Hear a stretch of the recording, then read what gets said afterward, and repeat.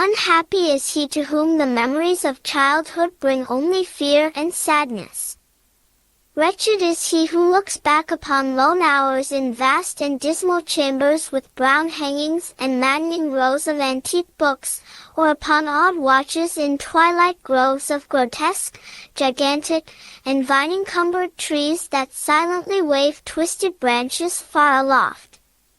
Such a lot the gods gave to me, the dazed, the disappointed, the barren, the broken.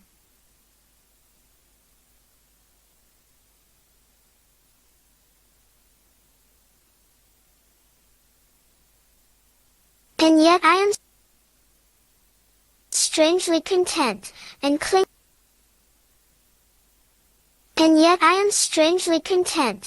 cling desperately to those sear memories.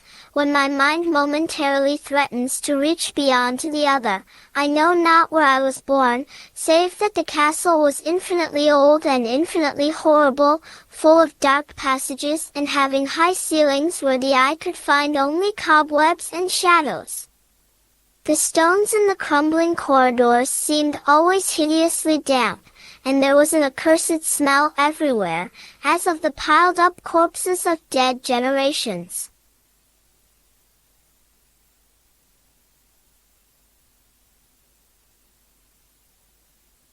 There was never light, so that I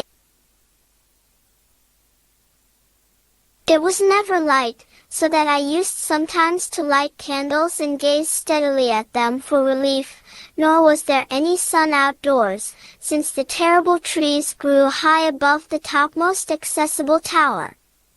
There was one black tower which reached above the trees into the unknown outer sky, but that was partly ruined and could not be ascended save by a well-nigh impossible climb up the sheer wall, stone by stone.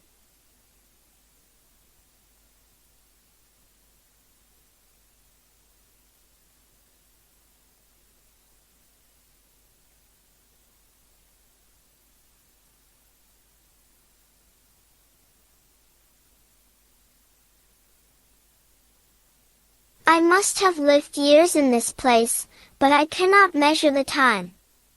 Beings must have cared for my needs, yet I cannot recall any person except myself, or anything alive but the noiseless rats and bats and spiders. I think that whoever nursed me must have been shockingly aged, since my first conception of a living person was that of something mockingly like myself, yet distorted, shriveled, and decaying like the castle.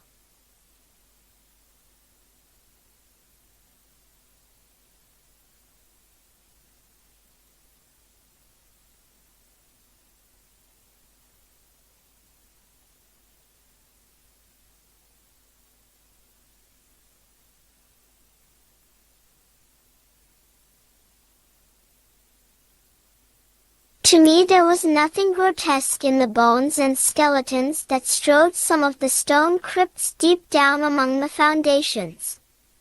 I fantastically associated these things with everyday events, and thought them more natural than the colored pictures of living beings which I found in many of the moldy books. From such books I learned all that I know.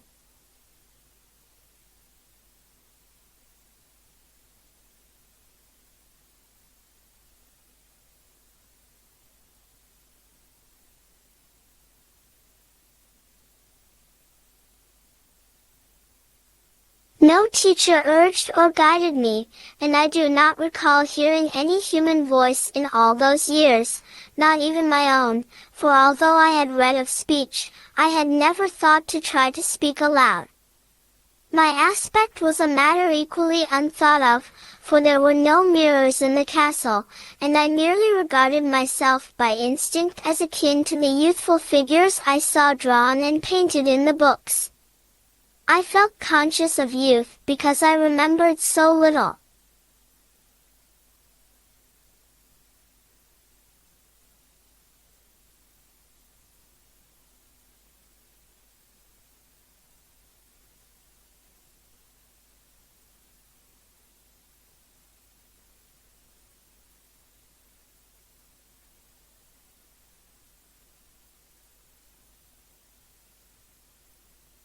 Outside, across the putrid moat and under the dark mute trees, I would often lie and dream for hours about what I read in the books, and would longingly picture myself amidst gay crowds in the sunny world beyond the endless forest. Once I tried to escape from the forest, but as I went farther from the castle the shade grew denser and the air more filled with brooding fear, so that I ran frantically back lest I lose my way in a labyrinth of night silence.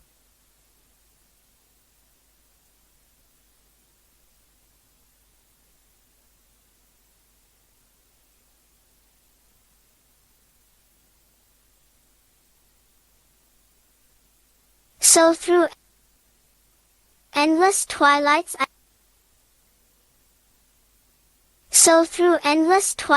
I dreamed and waited, though I knew not what I waited for. Then in the shadowy solitude my longing for light grew so frantic that I could rest no more, and I lifted entreating hands to the single black ruined tower that reached above the forest into the unknown outer sky. And at last I resolved to scale that tower, fall though I might, since it were better to glimpse the sky and perish, than to live without ever beholding day.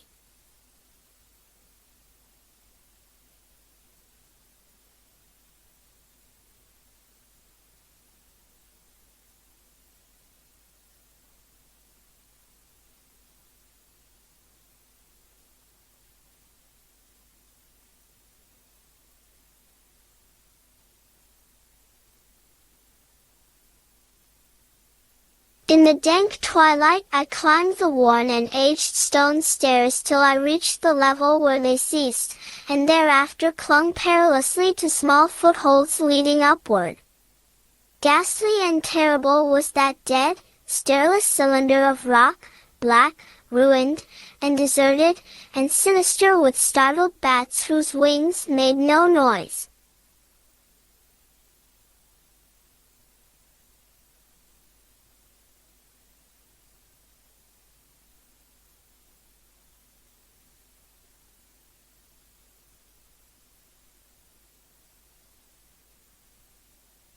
But more ghastly and terrible still was the slowness of my progress, for climb as I might, the darkness overhead grew no thinner, and a new chill as of haunted and venerable mold assailed me.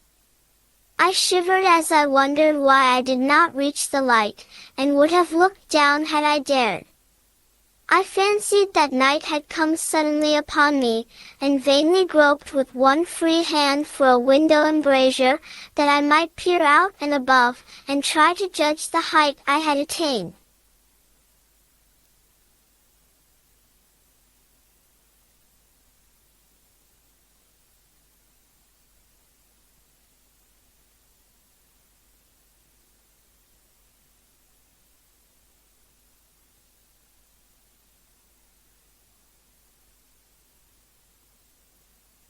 All at once, after an infinity of awesome, sightless crawling up that concave and desperate precipice, I felt my head touch a solid thing, and I knew I must have gained the roof, or at least some kind of floor.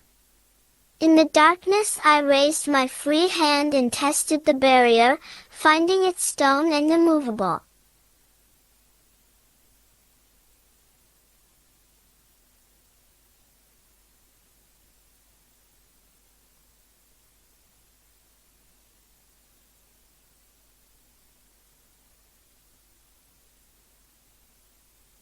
Then came a deadly circuit of the tower, clinging to whatever holds the slimy wall could give, till finally my testing hand found the barrier yielding, and I turned upward again, pushing the slab or door with my head as I used both hands in my fearful ascent.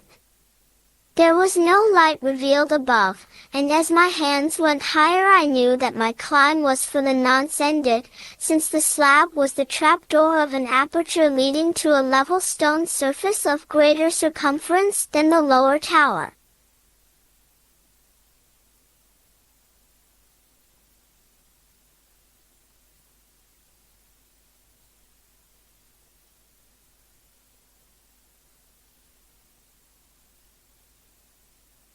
No doubt the floor of some lofty and capacious observation chamber. I crawled through carefully, and tried to prevent the heavy slab from falling back into place, but failed in the latter attempt.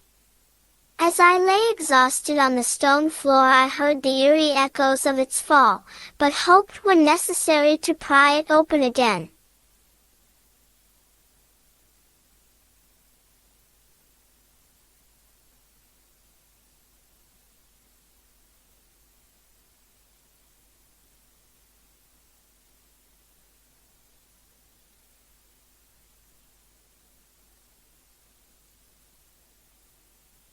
Believing I was now at a prodigious height, far above the accursed branches of the wood, I dragged myself up from the floor and fumbled about for windows, that I might look for the first time upon the sky, and the moon and stars of which I had read.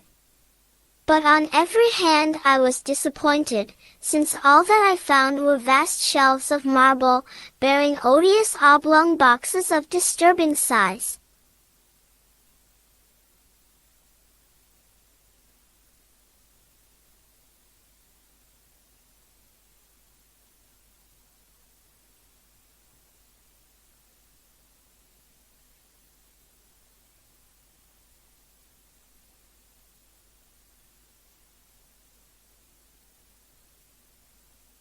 More and more I reflected, and wondered what hoary secrets might abide in this high apartment so many eons cut off from the castle below. Then unexpectedly my hands came upon a doorway, where hung a portal of stone, rough with strange chiseling. Trying it, I found it locked, but with a supreme burst of strength I overcame all obstacles and dragged it open inward.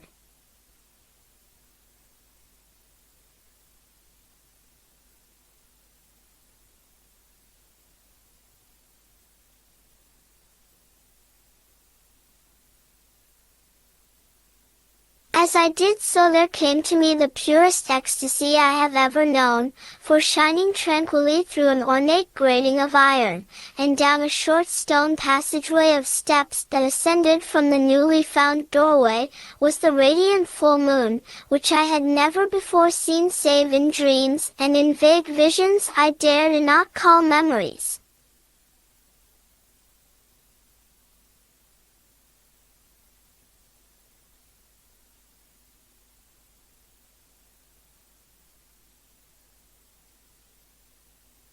Fancying now that I had attained the very pinnacle of the castle, I commenced to rush up the few steps beyond the door, but the sudden veiling of the moon by a cloud caused me to stumble, and I felt my way more slowly in the dark. It was still very dark when I reached the grating, which I tried carefully and found unlocked, but which I did not open for fear of falling from the amazing height to which I had climbed. Then the moon came out,